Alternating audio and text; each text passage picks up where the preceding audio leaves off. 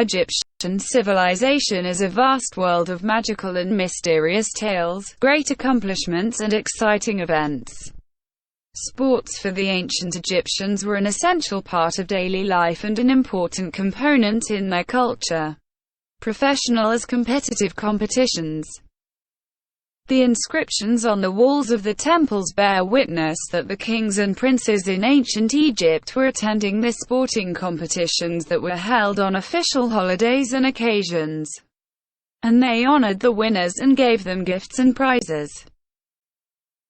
It also depicted competitions held for children on the sidelines of tournaments for adult athletes. And children's competitions varied between tug-of-war and running races and maintaining balance in standing for long periods on one foot or walking on a straight line, and adding an amusement and entertainment to the kids. These are the games that the pharaohs practiced and turned into world games. Handball. In Saqqara tombs, I found paintings dating back 5,000 years, depicting two groups of girls practicing handball. Of course, they were practicing according to laws other than what they are now. So winning was not by shooting towards a goal, but in the ability to pass the ball by hand as long as possible without falling to the ground.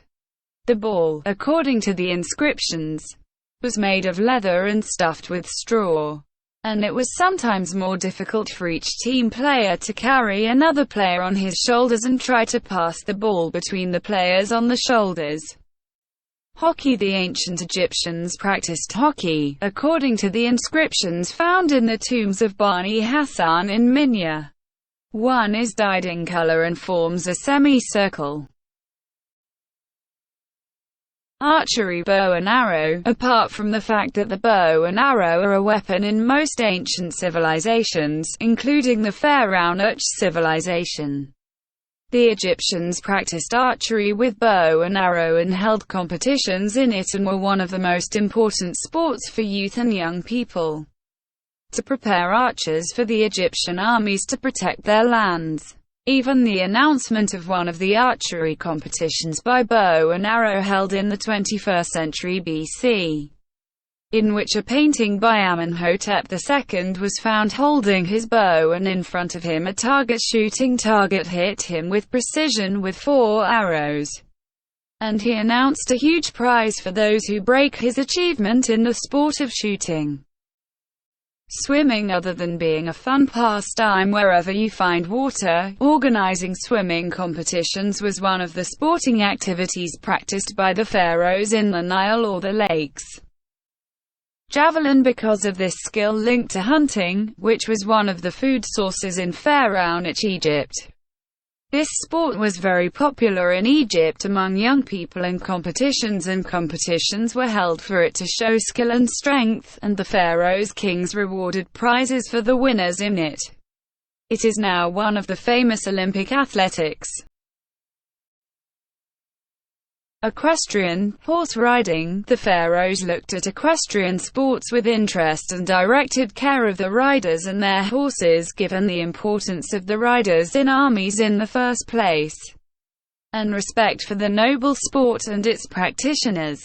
Various competitions were held in horsemanship, as it appeared on the walls of the temple of Ramses II, including chasing prey from horses and long-distance races, as well as fencing.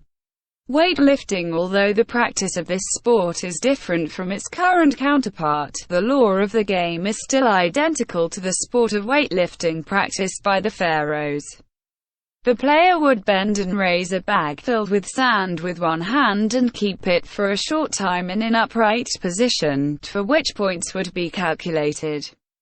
Then the opponent would come to raise the same bag after him, and if he could, the two competitors would tie in another round in which the bag load would be increased from the sand.